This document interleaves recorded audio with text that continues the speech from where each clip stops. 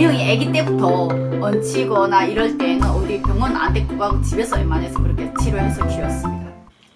안녕하세요. 오늘도 대한민국의 영원한 여군장 교육을 싶은 김정아입니다. 충성! 오늘도 시청해주시는 구독자분들 진심으로 감사합니다. 김정아TV 구독, 좋아요, 알람, 댓글 주신 분들 진심으로 감사드립니다. 항상 댓글에 의미 깊은 댓글들 남겨주신 분들이 너무 많으신데 언제 한번 저도 그 댓글들에 관련돼서 질문 남기는 거 댓글로 이렇게 남기기는 하지만 뭐 많이 부족합니다. 방송으로 이런 주제는 조금 추가로 더 나눠주십시오 라고 요청을 드리면 제가 그 주제로 또 방송을 꼭 해드리겠으니까 가끔씩 요청도 남겨주세요.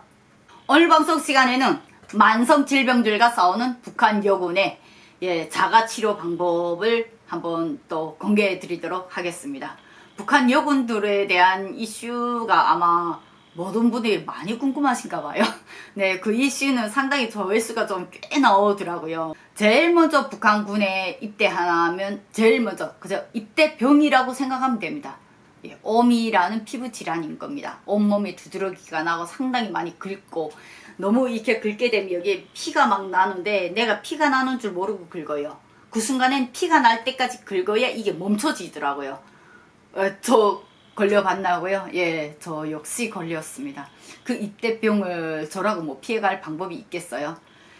근데 이 오미라는 이 질병이 왜 생긴지는 저도 잘 모르겠습니다. 그런데 북한군에서는 오랫동안 이 질병을 상당히 많이 알았다고 저는 들었고, 그리고 구대원들이나 이런 선배들의 말로는 이 질병의 치료 방법은 오직 류양밖에 없다라고 얘기를 들었습니다. 그리고 병사 때 한 번 걸렸다 나게 되면 구대원 되면 안 걸린다. 그래서 한 번은 앓고 넘어가야 된다라고 하거든요. 그래서 몸을 깨끗이 관리하면 오미 안 걸린다. 그래서 그때 제가 병사 때 제일 처음으로 눈 오는 날 밖에 나가서 샤워를 한 이유도 바로 이 오미 무서워서 그런 겁니다. 그래서 찬물이라도 필사적으로 내가 내 몸에 씻으려고 했는데 그래도 저는 걸렸어요. 걸렸는데 제가 너무 심하게 걸리진 않고 조금 경하게 걸렸습니다. 결국은 이 오미라는 병이 그때 당시 준이랑 우리 선배들이 말하는 거니까 네 몸 관리를 네가 깨끗이 못 건사해서 이거 걸리는 거야 이러면서 더러운 걸로 말하는데,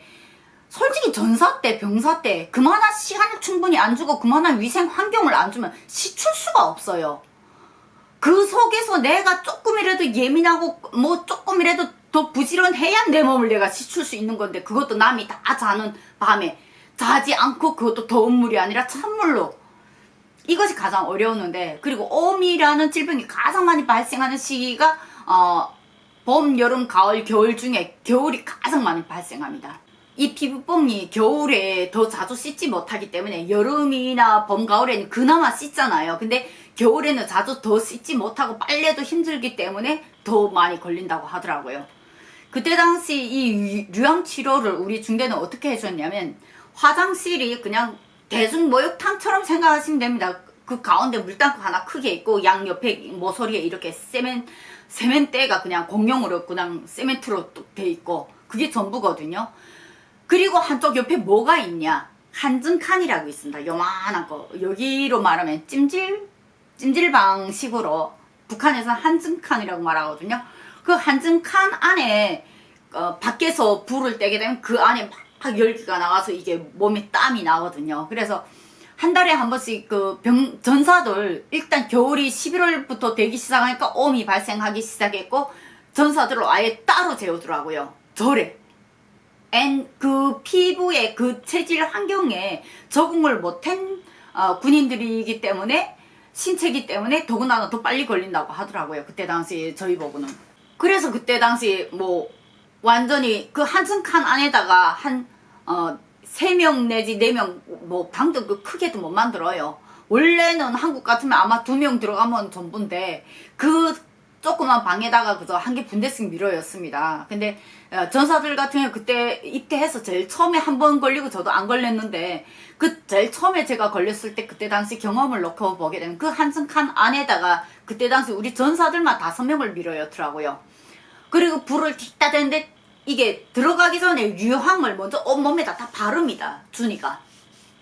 류향을 막 이렇게 뭐 정말 가루해서 연고에다 막 이렇게 해서 지네만의 어떤 뭐 기준도 표준도 아무것도 없어요. 지네 만들고 싶은 대로 만드는 거예요. 근데 오직 원재료는 류향. 거기에다가 뭐 무슨 정말 연고 같은 거나 뭐 어떤 때는 글리세린도 잘 발라지라고 글리세린도 같이 저거 하고 그런다 하더라고요. 그거를 이렇게 정말 온몸에다 다 바르서 그 한스칸에다 열 때 처음에 바를 때는 모릅니다. 쓰린지 아픈지 모릅니다. 그 다음에 그 안에 딱 요크 바깥으로 열쇠를 잠가버립니다. 왜 열쇠를 잠그냐?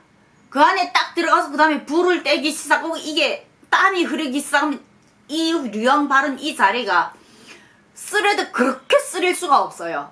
그 고통이 진짜 지금도 잊혀 앉아요.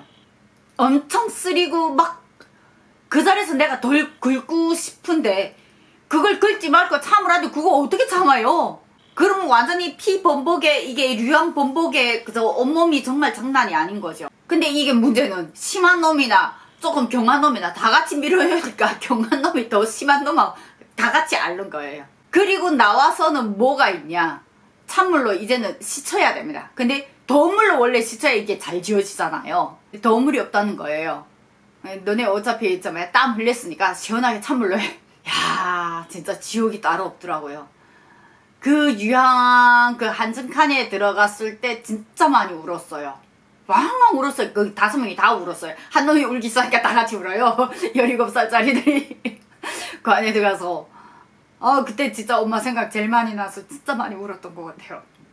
제일 힘든 고통 중에 고통이었어요. 그 엄치료가. 그러니까 제발 한증칸은 들여보내지 마십시오 이러고 우리가 막 빌었댔어요. 그리고 문을 재우지 말던가. 그래서 그때 애들이 너무 우니까 부분대장이 밖에서 지켜보고 있다가 안 되겠어. 야, 얘네 너무 운다 야 이래가지고 문을 열어보니까 몽땅 긁어서 오히려 더 피 터지고 지금 난리도 아닌 거죠. 근거로 5명을 그 물땅크 안에다 집어넣고 구대원들이 샤워할 생각도 못하는 거예요. 애들이 우느라고 덜덜 떠니까. 거기에다 그래서 막 물을 들이붓고 그래가지고 그날 거기서 샤워시키고 그 한증칸 추억이 나한테는 진짜 지옥이었습니다. 그래서 그때 호대 큰 놈이고 쬐꼬만 놈이고 뭐 닥친 거 없이 5명이서 눈물 줄줄 흘리면서 왕왕 울고 엄마 부르면서 정말로 그땐 과간도 아니었어요. 북한군 얘기 가끔씩 할 때면 진짜 힘든 추억이 많이 참 슬프네요. 두 번째 질병이 뭐였냐면 두 번째가 바로 무좀이었습니다. 근데 무좀도 유형이 있어요. 손무좀, 발무좀, 그리고 건무좀. 예, 손무좀, 발무좀에도 무좀 종류에 또 건무좀하고 물무좀이 있어요. 근데 물무좀은 무조건 옮겨집니다. 건무좀은 그나마 좀 덜해요. 그래서 여군들이지만 그러니까 처녀라는 이런 생각보다도 오직 이 무좀을 빨리 나아야 된다. 특히 제 바로 위에 구대원 같은 경우에는 손무좀이 좀 심했어요. 전문 부업 일을 하는데 손무좀이 마지막에 이게 얼굴 무좀으로까지 넘어가더라고요. 그리고 발 무좀이 심한데 이게 왜 이렇게 심하냐면 양말을 신는데 양말에다가 이제 발사계도 신습니다. 그러면 양말하고 발사계를 항상 우리가 건조하고 저거 해야 되는데 항상 군대 들이면 저희 남편도 보니까 한국 와서 저희 남편 보니까 지금 저희 남편도 무좀이 그 군사복무 때 생긴 무좀이 아직도 갖고 있는데 건무좀이더라고요. 그래서 크게 신경은 안 쓰지만 그래도 아직도 그걸 본인이 틈날 때마다 계속 앉아서 뭐 바르느라고 하더라고요. 근데 특히 북한군에는 제일 처음에 무좀 나게 되면 건무좀보다도 물무좀이 상당히 더 많이 납니다. 그리고 신발들이 모두 단벌이 뭐 한 컬렉밖에 없어요. 신고 다니는 거 모든 게 다 하나밖에 없습니다. 군복도 하나고 갈아입을 여벌 신발 뭐 꿈도 못 꿉니다. 그런 거는 다 허사한 거예요. 그래서 그때 당시 그 신발 같은 경우에는 병사들 같은 경우는 새 신발 신고 오잖아요. 그럼 그 새 신발을 뺏어 신어요. 구대원이나 사가원들이. 근데 그리고 자기네가 신던 낡은 신발을 줘버립니다. 그럼 그 낡은 신발에 무좀이 있는 거예요. 뭐 모르고 신었다가 그다음 얼마 안 돼서 다 같이 무좀이 생기는 거예요. 저는 지금 그때 당시 군사복무 당시 무좀이 그때 건무좀을 나는 알았는데 지금 당시에는 무좀이 상당히 없어졌거든요. 한국 와서 맨 처음에도 조금 남아 있었던 것 같은데 어느 날 갑자기 제가 무좀이 아예 없더라고요. 그런데 이러한 발사계하고 양말 같은 부분에서도 일단은 공급을 할 때 한 기껏해야 여벌이 2개가 있는 게 최선입니다. 그러면 2개 내지 3개가 있어야 되는데 양말 같은 경우에 5컬레를 주긴 하는데 계속 잃어버려요. 정말로 모든 사품, 모든 내 사용품 모든 것에 다 이름을 써붙이지만 맨날 잊어먹습니다. 왜 그런지 모르겠어요. 심지어 그때 당시 저희 중대에서 그 전사 하나가 자기 양말을 다 잊어버리니까 괘씸해서 구대원들 양말을 뺏어 신었는데 그 양말마다 이름이 있으니까 이 친구가 양말 신을 때 이름 있는 걸 안쪽을 가게 하기 위해서 뒤집어서 신고 다닌 거예요. 그래서 그거를 한 달 동안 신은 다음에 거진 빵꾸 난 다음에 구대원이 발견할 거예요. 그래서 야! 하고서 난리 났는데 잊어먹은 놈은 자기 거 잊어먹으면 괘씸하니까 또 다른 사람 걸 뺏어 신고 또 다른 사람은 그 사람은 또 자기 거 잊어먹으면 또 다른 사람 거 이 힘약한 전사들이 정말로 있기 힘든 것입니다. 북한 요군이. 이 무좀 같은 경우에는 저희가 치료하는 게 한 3가지 방법이 있습니다. 첫째로 자기가 넣은 소변물에 발을 담그라고 하더라고요. 전사들이 더럽다고 안 하겠다고 막 난리치고 이 짝에 병사들이 안 하겠다고 그러면 구대원들이 강제로 안 치고 오줌 물에다가 이렇게 발을 담그게 합니다. 그리고 그거 다 담궜다가 이렇게 꺼낸 다음에 그 방열판 해안경비대도 그때 병실 안에 방열판이 있었어요. 불 떼게 되면 가마가 아니라 그냥 이만한 두꺼운 쇠로 놔가지고 그 쇠판이 뜨거워서 막 달게 되면 그 열기가 이제 방안을 덮여주는 거죠. 그 화구간에서 오줌에다 물을 담가서 발을 뺀 다음에 그 화구간 불에다가 발을 말리게 합니다. 꼭 그걸 말리게 합니다. 그래서 대체로 주말 같은 경우에는 무좀이라던가 이런 질병 있는 환자들 데려다가 그걸 붙잡아 놓고 치료시키는 게 거진 일이에요. 그리고 여름 한철 같은 경우에 이제 그럴 때에는 백사장이 뜨겁잖아요. 그 뜨거운 데다 무좀발 있게 되면 무조건 달리기 시킵니다. 그 뜨거운 백사장에다가 병균 죽이라고. 근데 그게 더 고역이에요. 그 다음에 또 하는 방법이 여자들 생리 있잖아요. 생리를 바르라고 하더라고요. 근데 저희 중대는 그때 생리를 못 발랐습니다. 그래서 그때 6중대에서 생리피 한 번 좀 구해달라고 이래서 미친 새끼 막 이러고 저희 중대장이 쫓아냈는데 실제 쫓아내고도 돌아서서 한다니까 줄래야 있어야 주지. 저희 중대는 거짓 생리를 못하니까 줄래야 있어야 주지 이러면서 저희 중대장이 어이없어서 저런 미친 새끼들 지네 무좀 치료하겠다 그냥 우리 보고 생리 내놓으란다 이러고. 근데 실제 군경분대장 같은 경우에는 저희 중대하고 함께 있기 때문에 군경분대장 같은 경우에는 저희 중대 그 장교들 보고 생리피 못 구하냐고 물어봤더니 우리 중대는 없어 이랬다니지. 별걸 다 없어 여자들은 다 있다는데 이러면서 그런 소리를 한 적이 있어요. 그래서 그때 북한 군 안에서 오줌하고 생리피로 무좀을 치료한다 이 얘기는 상당히 많이 돌았습니다. 그 다음에 많이 저거 하는 게 바로 이게 무좀이 또 겨울에 가면 이 손무좀 같은 경우에는 이게 찢어집니다. 찢어지면 거기서 피가 나와요. 겨울에도 여기로 찢어지면 피가 나와요. 그럼 거기에다 우리가 치료하는 방법이 뭐냐면 밥알이 있잖아요. 잎살이면 더 잘 붙어요. 근데 잎살이 없고 옥수수 밥이다 하면 옥수수 밥이라도 여기에다가 풀기 있는 거면 다 이렇게 붙여 넣습니다. 그리고 여기에다 붕대를 감습니다. 그러면 실제로 붙어요. 그게 효과가 있어요 저희는. 그래서 거짓 약이 없어요. 그런 민간요법에 그냥 뭐 밥알 갖다 붙이고 그게 전부입니다 저희는. 그 다음에 그러다가 이제 글리세린이나 이런 걸 어쩌다 한번 발견하게 그걸 또 정신없이 바르죠. 저 같은 경우에는 그때 무좀 때문에 표창 휴가로 경성에 갔을 때 양엄마가 저래 집에 들어가기 전에 저래 이짝에 무슨 정말 뜨거운 물에다가 발을 먼저 담그게 하더라고요. 그리고 그 군대 신발을 내 부대 복귀할 때까지 마당에다 내놓더라고요. 집안에다 안 들여놓더라고요. 그리고 그때 한 열흘 동안을 제가 경성 온천 계속 다니면서 온천에다 발을 계속 담궜더니 저는 그때 무좀이 그 온천물에 빨리 나왔던 것 같아요. 그리고 와서부터는 저는 크게 무좀을 별로 시달리지 않았고 온도 그때 제가 깨끗이 나와가지고 그냥 대대로 복귀했다 했어요. 그래서 저 같은 경우에는 그렇게 치료를 했지만 실제 일반 병사들 같은 경우에는 그런 치료를 거의 못합니다. 그 다음에 또 걸리는 게 만성위병 환자들. 만성위병 환자들 같은 경우에는 첫째로 급식 시간을 제 시간에 못 지킵니다. 이거는 군사 지휘나 어떠한 일가에 따라서 계속 진행되는데 제대로 못 지키니까 이게 만성위병이 많이 오는 것도 있지만 먹자마자 계속 훈련시키거나 작업 동원되거나 이런 일이 더 많아요.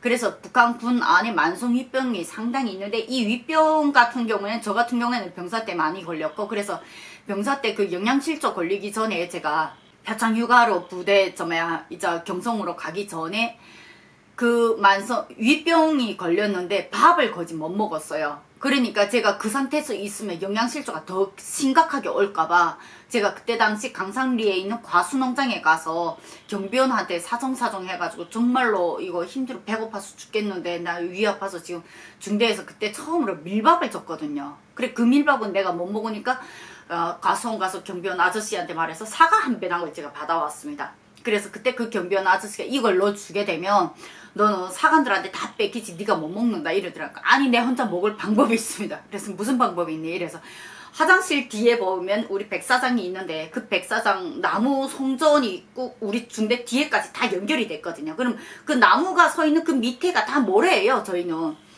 그 모래 밑에 파서 내가 아는 나무에 딱 표시해서 내가 묻어놓고 나만 하루에 하나씩 꺼내 먹겠다 이랬대.